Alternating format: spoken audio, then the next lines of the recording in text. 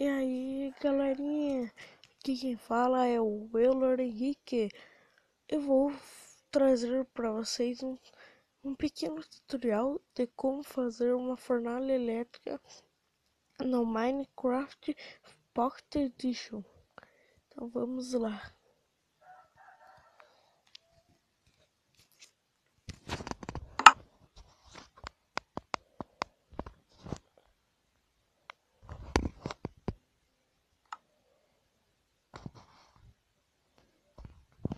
Quero tá fazendo estágio, não deu certo.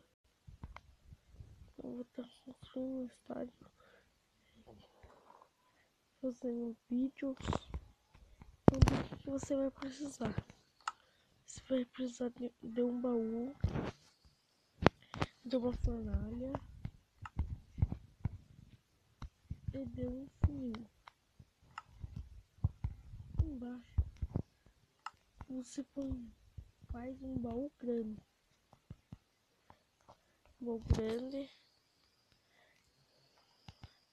E que você fica em shift, senão não vai dar para vocês colocar o funil. Vocês vão ligar para lá. Vocês põem a fornalha. Do lado da fornalha põe mais um funil. Em cima do funil você põe um baú. Só mais. Daqui você põe um funil e um baú. Agora você vai precisar de uma carne e de carvão. Pega o próprio carvão que é muito melhor.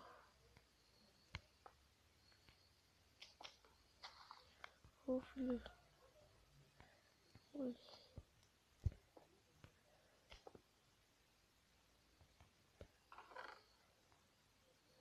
Aqui você põe o carvão em dentro desse baú.